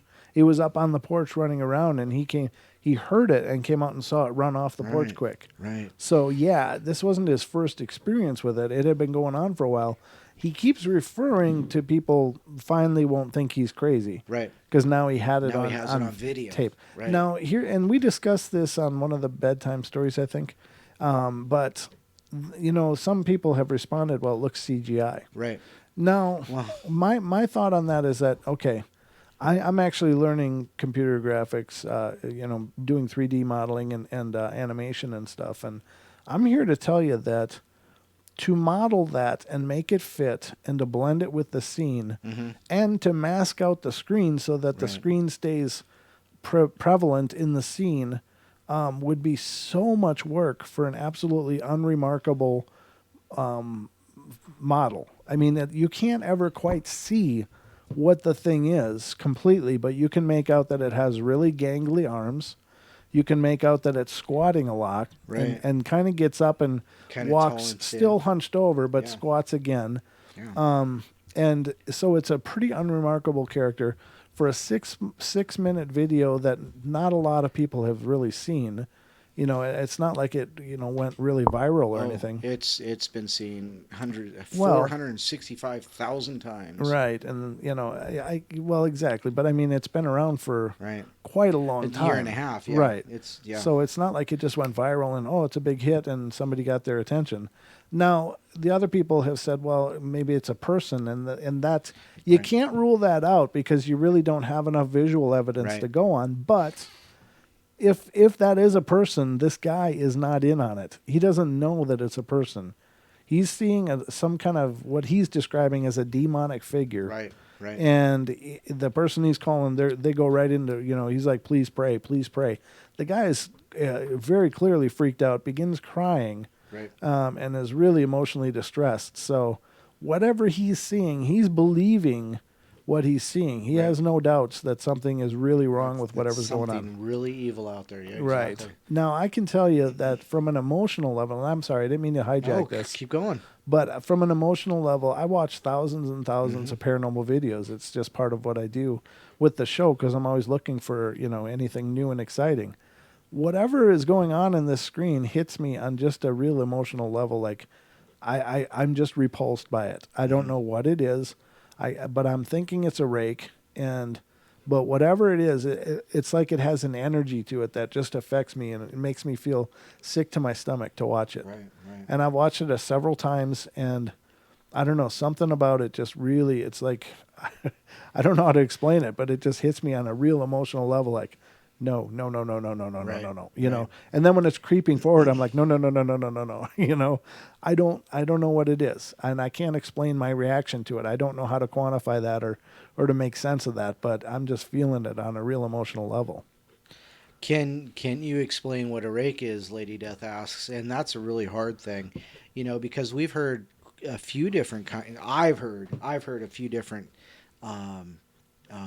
descriptions. Now, what I've always heard a rake was a tall, gangly humanoid figure. I've always heard them as gray or white or off-white or dirty white or something like that. And yeah, kind of Smeagol-ish. Yeah, Yeah, actually that's- more Gollum-ish. Not so much Smeagol, but Gollum-ish. Not so much cute. Yeah, because he was river folk. Yeah, well, he was. Gollum isn't river folk. But no, I mean, imagine, Gollum, 1,000 times more vicious Right. and aggressive. And, so that's kind of gray, white, kind of a larger head, not too much, not too Not to be confused with alien grays, by the way. Right. Yeah, no. They This seem is- to be their own these kind are, of These thing. are pasty grays. Yeah, and they are humanoid. Yeah. They have no hair, so it's like they're Yeah. completely hairless. They're not clothed in Yep. any way, but they've been seen in the winter, going around absolutely nude like that, and they've been seen in all seasons, and Right.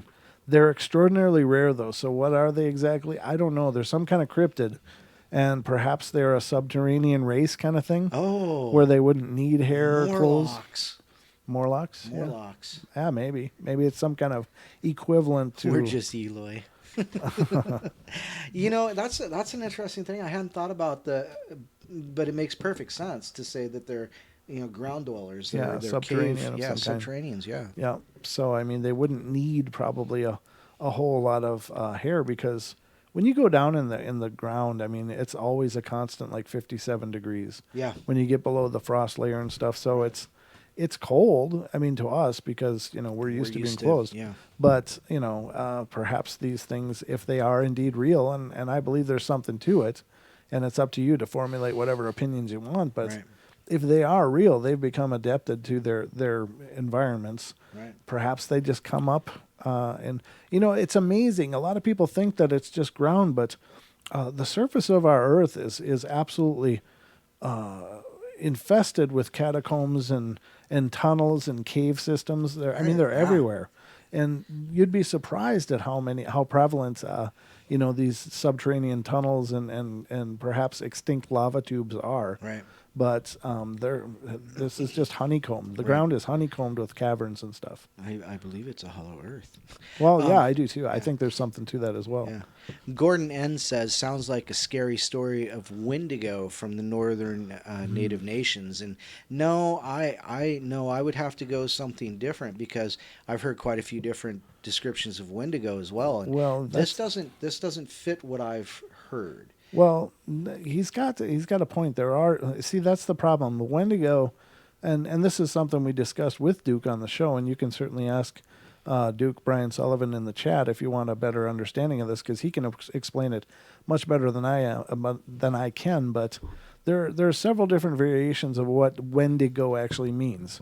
There's the idea that it's like a demonic spirit that possesses people and causes them to become cannibalistic and feral.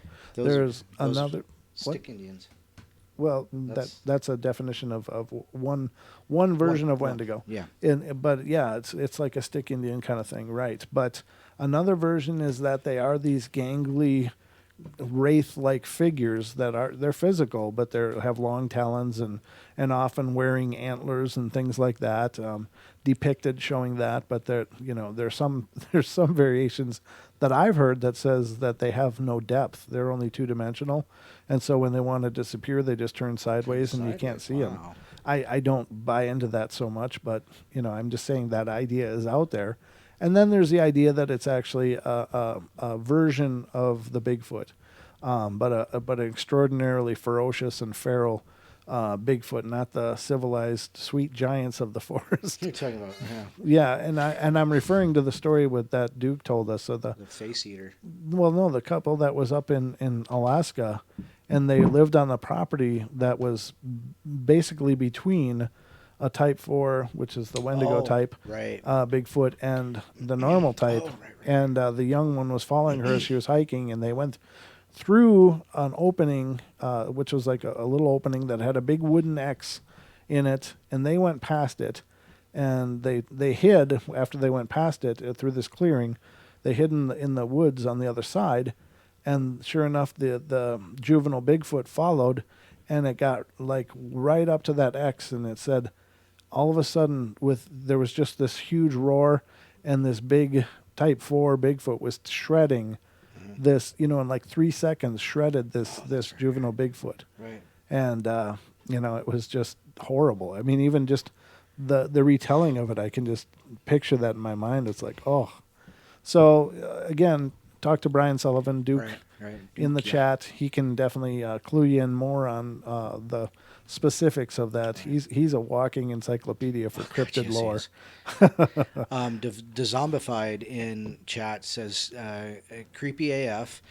This thing started to back off when the guy started speaking in tongues. Yeah. It did, and you see it kind of twitches and stuff Yeah. too.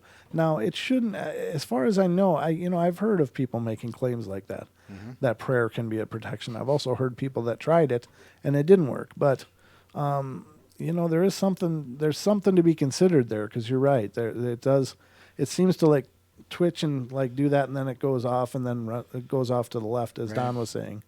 But you're right. That's a good point. Oh, okay. So Gordon says, I was referring more to the feelings of pure evil exuded by the reports of the Wendigo, just like the rake. Oh, gotcha. Yes, okay, yeah, yes. yeah, definitely that. Absolutely. Because, as Brent said, he felt it on a primal level just watching it. And, yeah, that's definitely... that carries some spiritual weight with it. Right. And I'd love to hear you guys' feedback of that. Now, if you believe it's bunk, that's fine too. I'm not. Fine, yeah. I can't make a claim that it's real. I can just tell you that it's one of those videos that I watched, and it really affected me. It's like I didn't want to watch it. It was just, I just wanted to turn it off. I just didn't want to see what was going to happen. Right. Whatever that thing is. If it was just a con, great con. I don't know. Yeah. But I was waiting for it because it got close enough. I thought it was going to come up onto I the know, porch. I I was was like, too. oh, no. And I wasn't if sure you do that I'm going to poop myself. yeah, I wasn't sure I wanted to see that part. No doubt. That's where I was at. It's like, don't come closer. Please don't come closer. Oh, God, don't come closer. It's just that primal reaction. Right. I didn't, and maybe it's some genetic memory, like I was saying, that we have. Yeah. Maybe we used to compete with these things all the time, and they're just horrible. I believe one of our guests, Shell Dion, mentioned that they were a Type 2 cryptid. I believe is what she Type 2 referred cryptid? to. A Type 2 species. Oh. Two species, or a species number 2, or... Oh, yeah. She had some Something kind like of that. designation, but I think And that I've comes never- from I've never- insider information. Yeah, because I've never found anything on the internet other than like Species 2, Patrick's Revenge. So I haven't been able to find anything else. Specifically stating that, but the only thing I can say is damn. Right. It's so disturbing. It was creepy. I mean, it didn't. I don't. You said that it made you kind of want to vomit a little. Yeah, but, I felt just sick. But I didn't feel that way about it. But I was certainly engrossed in it. I was like, oh. Yeah. Oh. Now here's the other thing. Okay, just take the possibility that this is a genuine capture of a cryptid out there. Right. It makes me not want to go in the forest ever. I mean, I want to stay inside where the carpet is and stuff, Just thinking that something like that could be out there wandering around. It's like, God, and I'm having this reaction from just watching a video. And to me, it's actually a little emasculating, to be honest with you, because usually paranormal things just don't bother me. I'm just really not affected by it. No, that's the empath. That's the empath side. Yeah. You've got nothing. It's got nothing to do with masculinity. Wow. It's the empath side. You were feeling for whatever may happen, either to that guy or, whatever. I mean, so no, there's no. Well, but you know what I'm saying. It's still, we all have our masculine pride, I suppose, and not that it's only a masculine thing. I think we all have our pride, Certainly. as people, as being able to handle and cope with things. But God, whatever that thing is, if that thing's out there, that's just so disturbing. I just thank God that the reports are really rare, because, I mean, there's so many more Sasquatch reports. Yeah. And, I mean, we like this mix. yeah, but God, I don't know what those things are. That's what's really troubling me. And I don't know. I guess it's one of those things. Yeah. I don't know what to say about it except for that. Well, So, did you have anything more to share about it? No, those are just my thoughts on it, and somebody said, oh, well, I read that. Somebody said, I think it was Gordon that said about speaking in tongues, which, Yes. I mean, but here's another thing too, is if it was a demon, like he believed it, or at least that's what he was saying to his friend on the phone. I know it's demonic. There's something demonic in my Right. yard. So if you believe, and you've said this before, it comes down to what you believe, what you have faith in. Right. So if you believe that prayer is going to alleviate whatever that issue is, or bring those good things to you, it's going to affect your paradigm. Right. So you've said, you've heard, that prayer works in sometimes, but sometimes it doesn't. Well, it's all got to do with your level of, Faith. where your faith lies. Do you have a deep faith, or is it a face value? Is it the fair weather church kind of thing? I go to church on Easter and Christmas Mass, and that's it. That's not faith. That's just whatever. Hi, Jessica. Hi, Jess. Good to see you.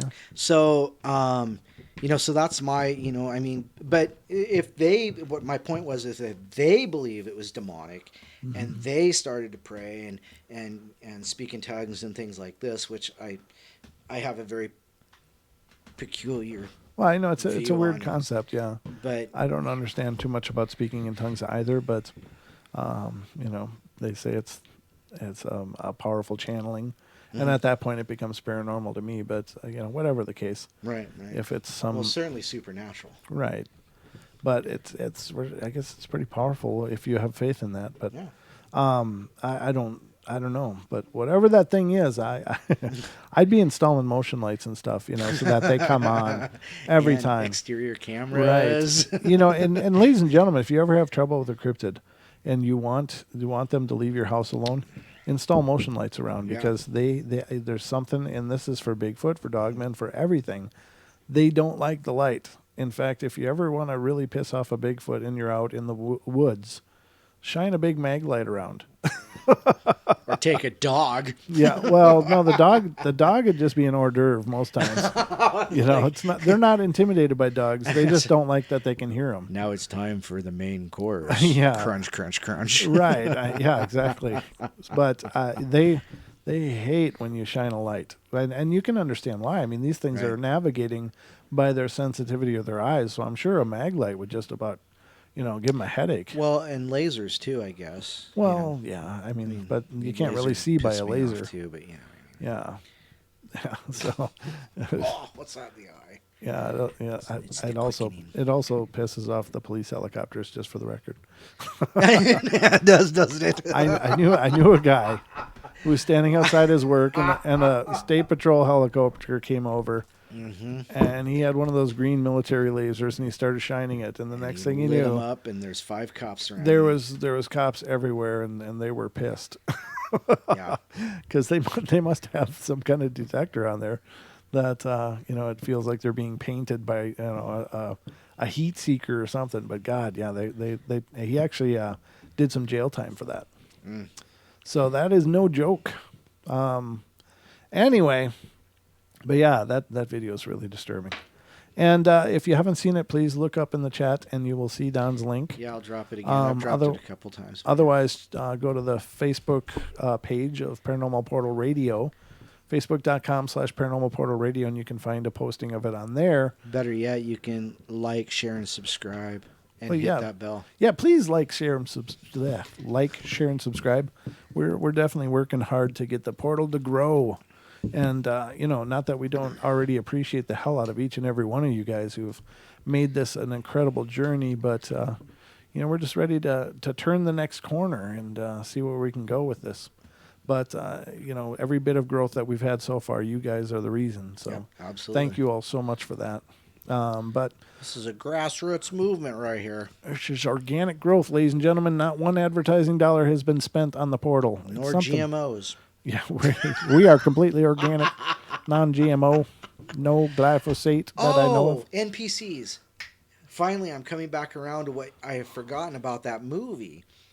Okay. It's called The Reality of Truth, and Michelle Rodriguez. So you're talking about NPCs earlier. Holy Remember? random. You said when you remember it, bring it up. Okay, so but Chris and Chris and Shree and Frank and our shaman friends, talk about NPCs and how they're, and I have a vague, concept of what they mean. But these are people who are or entities that are controlled by the matrix or the programming.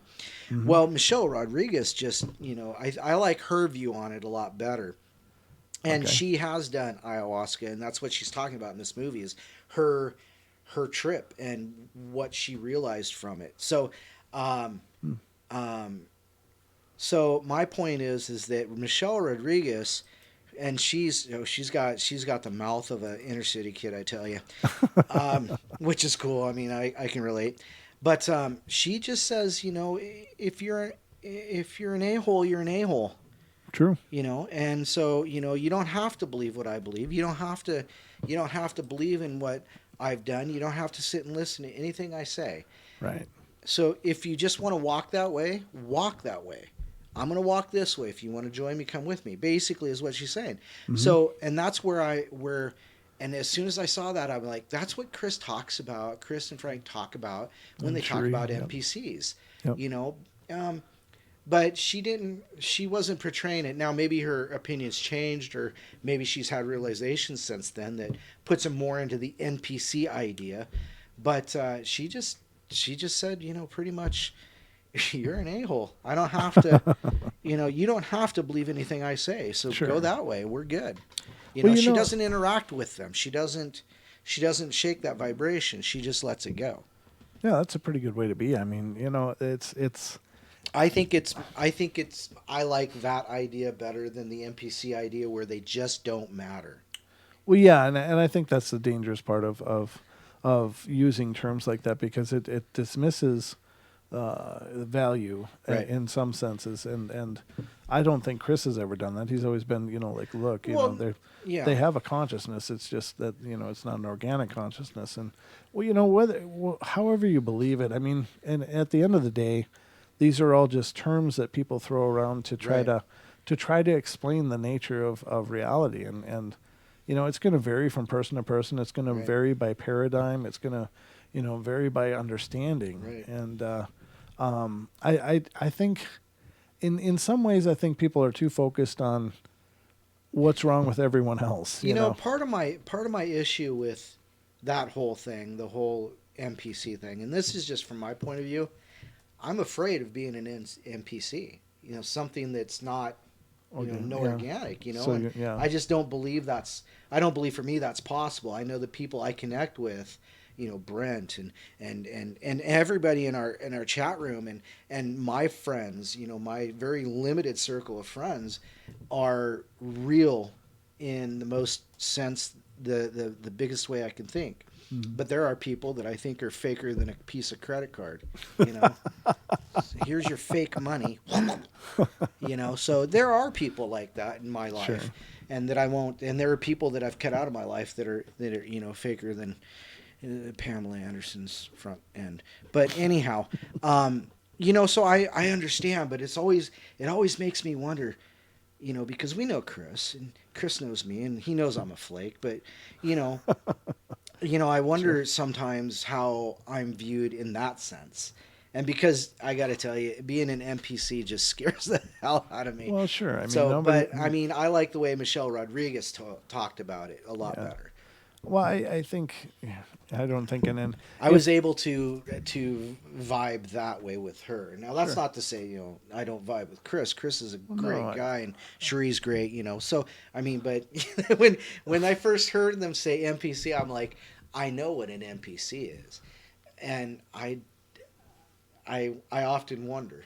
Yeah. That's just my... Nobody wants to be disposable, and I think that's the thing. That's an interesting way to put it, yeah. Right, and it just doesn't matter. It does matter. I mean, because my thinking is that by virtue of it being here, it has a reality. Mm-hmm. Everything does, from the stones that you walk on to the sand to the flowers to the trees. But does it have a consciousness? Well, sure. Well, it's got a divinity in my mind, and because if it's manifest, it has to have some form of that spark that creates all things. Mm-hmm. And so and how do we define consciousness? Well, arguably everything has consciousness, and Right. it's just, do we understand all the different manifestations of consciousness? Right. No, we well, don't. yeah, no, that's another thing.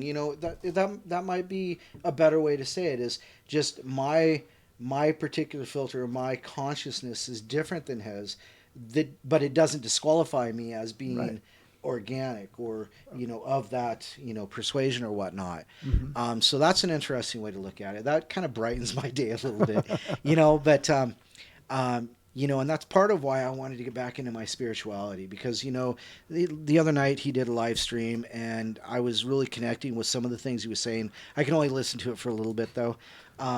Right. But I was really connecting with some of the things he was saying about some of the things I've done, in that sense, which would be, medicines. I'm going to say medicines, because that's kind of what I thought about him too when I was younger.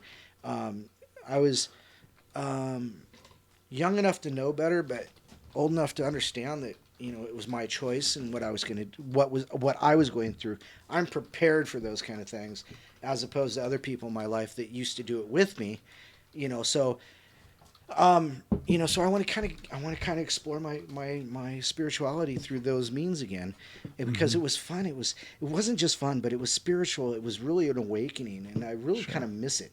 Well, I think, and arguably, I think we all become NPCs throughout the course of our days. And by that, I don't mean that we lose consciousness, but when we, like, I worked in factory jobs. And I'm here to tell you. Right. And when I was doing that, I felt like just a cog in the wheel. I honestly felt completely useless, and I felt really frustrated, and perhaps it's because I believe I have an organic consciousness that I needed to aspire out of that. Not that I'm disparaging people that can work like that and enjoy it. That's awesome. I wish I did, because it would have made my journey a hell of a lot easier, just to be satisfied and be happy with where I was, and that I could take care of, those that I loved. But I needed more. I needed to have some different expression. But I think we all go through phases where we just do what has to be done. And does that maybe qualify us as NPCs? Right. I don't know. But again, it's a term that's tough for me as well. But it's more due to the fact that I think that it does diminish value of other things that are here, other people that are here that are. Right. I just think what it is that there's so many varying degrees of our journeys. That there are, and a lot of people use old soul, young soul. Right. That kind of thing. Right. And I don't know that that's correct either, because, I just think that we're all in different parts of our journey, and some people haven't gotten to the really awakened part yet. And maybe by definition, that makes them more of an NPC as far as what NPC infers. But I don't think that they actually are. I just think they're in a non-awakened state. So they're in the state where they, where they are drinking the Kool-Aid and swallowing the blue pills, and, and just being the cog in the machine. Well, it's like that movie Gamer with Gerard Butler, and John Leguizamo plays a character, and the point is if you can play the game, and after like so many successful campaigns, they let you out because you're basically in prison. But John Leguizamo, his character went an NPC route, which means that he gave up his consciousness and let somebody else walk him through this, like, Death Race 2000, game where people are actually trying to kill people, and he was literally an NPC in the game where something else controlled his consciousness. And the reason I'm bringing this up is because somebody asked about that. Sure. So that's kind of my idea of an NPC. It's somebody who's walking around without a consciousness. Well, not conscious, just not conscious, because he had a consciousness. He just wasn't consciously doing what he was supposed to, or what he would have done. And he ends up dying, right off. So, I mean, that's not really a spoiler. John Leguizamo doesn't belong in movies, but that's beside the point. Actually, there was only one movie I liked him in, and it was The Zodiac Killer. Didn't you like him in what was that Tim McFarlane movie? Oh, he played clown. Yeah, he was clowning. I hated it. Oh, that was. I hated that Well, movie. it was kind of a cheesy movie, No, but it was just a bad movie, and Yeah. John Leguizamo has never been one of my favorite. Okay, no, I thought he was good as Clowny, though. I thought he did good. No, Oh, okay. No, All right. I hated him in that movie. I was like, go back to being an NPC. Nice. Of course, that was before that movie, but no, I don't in general like his Characters. characters, Okay. Gotcha. and it's probably just his characters. Sure. You know, Well, he it's is like one of it's those- like me and Nicolas Cage. I don't find Nicolas Cage to be a believable at all actor. He's just, I don't know. I can't tell you why. It's just something about him. It's not that I dislike the guy. I don't know him at all, but it's just something about the way he portrays characters to me is hard to get behind. Right. It kind of shatters my illusions when I go to the movies. So if I go to a movie, I make sure that it's not a Nicolas Cage movie. No offense, Nick. He's had some great I'm ones. happy and for he's you. had some bad ones. I'm happy But for when you. he does bad movies, he does bad movies. Yeah. Well, But he has had. Was it Raising Arizona? Absolutely. yes, that hilarious. was a brilliant movie. I got to Absolutely admit, I hilarious. loved him in that one. I love Holly Hunter. Yeah. She well, is Holly just Hunter was hot. great in that, and so was he. John Goodman was hilarious in Yeah. that. Yeah. But I mean, but it's just one of those things. Does John have the clownies? Does Don have the clownies? Yes, I do. I hate them. I hate clowns in general. That's funny. Yeah, Don is freaked out by clowns, ladies and gentlemen. So if you want to make Don's day, definitely send him If you clown want- memes. No, don't you freaking dare. Pennywise is not my friend. Oh, nice. So anyway, let's get back to some paranormal. We got into philosophical, and that's fine. Yeah, sorry. Yeah, I got sidetracked. No, by don't that don't be. NPC. The portal is always going to be a discussion first. It's going to be a discussion of ideas, and certainly the whole idea of our spiritual understandings and our paradigms is definitely a part of the portal. It's not, because it's basically another religion in a large sense. It doesn't, it has these centralized figures. It's more self-empowering, I think. But, with any religion, there's always misconceptions and misunderstanding, and it's definitely a newer paradigm. So, all right, let me get into something spooky here. Good night, MCAT. MCAT, you going? Be safe out there. Oh, is he driving? All right, brother. Take care. Thank you for being here. Let's see. Where was I? Okay, I did this one before. I'm not going to read that again. I think I'm going to save this other one because we're not even going to get a chance. This isn't the one. We're actually down to 2 minutes. We're down to 2 minutes? Yeah. Oh, well, one more quick story, though. Okay.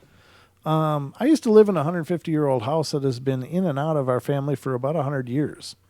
My great-great-grandmother died in this house, specifically in my bedroom, and her funeral was held in the living room.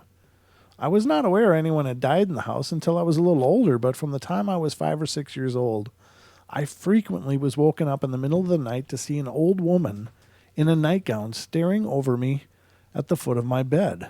I'd say hello, but she would never respond. And after about 10 seconds of her staring at me, she would just simply disappear. Nobody believed me and told me that I was dreaming until one day we went to our great-great-aunt's house, and just great-aunt. I said great twice, but I only meant once. She was showing us old photographs from when she was a child, and I came across a familiar face. The ghost from my childhood. My great-great-grandmother, who had died in my bedroom. Apparently she loved children and frequently tucked in my great-aunts and my grandfather, her children, or her grandchildren, rather, in every night. And I'm freaked out by the whole experience and still am over a decade later, but it's nice to know that it was a friendly ghost. Yeah, no doubt. Very cool. Yeah. I mean, she could have at least Friendly waved or ghost. something, though. Or just smiled. Just simply smile. I wonder about that. It's like, why don't they smile? Yeah. It's like, hey, I'm here, just checking on you. Good night. Blow you a kiss. But no, they just kind of stand there with the gaze, and then they just fade. Dead It's like, gaze. well, thank you for being creepy, Grandma. So anyway, what do you think? Is that about it for tonight? Well, you know what? Grandma was tucking. Great grandma was tucking people in, and I think we should call it a night and tuck ourselves in. Oh, well. It's the end of the bedtime stories for tonight. Don's getting all flirty. Not with these people in the chat. They're talking about clowns. Ooh. Lady Death's talking about sending me a wall decoration. It's got a wind-up clown, and apparently it's like a clockwork something. That hangs I on will the put wall. it on the wall right behind John's chair. And I will disappear from this chair. Yeah. Don will be coming remotely to the Paranormal Portal. Joining us via Skype, Don Longbeard. Where are you, Don? I'm somewhere in the backwoods of Idaho, sitting here having a beer with Squatch. And now I'm talking to you because I love our guests, our peoples. Absolutely. But anyway, ladies and gentlemen, I hope you guys enjoyed our journey tonight. It was a little bit of a buffet of paranormal, but again, those are kind of fun shows. Yeah, I think it was great. And I hope you guys enjoyed the show as much as we did to bring it to you, and I hope you felt entertained. And show your love. Hit that like button if you haven't done it yet. Subscribe. Hit the bell. Yeah, link these videos on your Facebook, man. Show the love. Send them out. Let people know what the hell's going on up in here. Know what I'm saying? All right, guys. We love you all. Be good. Be kind. Be nice. Take care of each other. Be good to each other. Help each other out. And special love to the person who gave us a thumbs down tonight. Somebody give us a thumbs down. Yeah, absolutely. And thank you. And thumbs down person, you suck. Just remember that. You just spit on my foot. My sock is now wet. Don just spit his swill on my foot. I almost died too. Oh my God, I got a wet foot now. Hey, can you leave my foot alone? Yeah, dude. Oh, told you he was getting flirty. I think in Don world, that's foreplay. I was wondering when that would happen because that's the first time that's actually happened. Just spit I've on. almost saw. You're lucky I didn't get the whole mouthful. Oh, I'm gonna watch it right here on. It's just coming up. Oh, dang it. Oh, well, wow. There you go. My foot is. I better go wash it off. I don't know what's in that bottle. So Don't worry, Brent. They all float. ooh. All right, ladies and gentlemen, love you all. Good night. Anything in closing, Don? Just love you. Thank you. Wish I could be here every night with Brent, but I'll see you on Saturday. All right, guys. He'll be back on Saturday, and we'll, of course, be joined on Saturday night by Kevin Lang, who is the founder of Glagland. He'll be here to discuss his interactions as a young man with a young Squatch that he basically rescued. So I hope you guys are here to check it out. It's going to be a great show. But love you all again, and I'll see you tomorrow night with some bedtime stories. And again, on Friday night, I'll cook up some mayhem for our 2-hour show then. So the phone lines will be open on Friday night. I'll be needing your love and participation. So hope to hear from you guys. But good night, everybody. Wave to the camera, Don. Night, Thanks for watching. Bye. Like, share, subscribe. The end.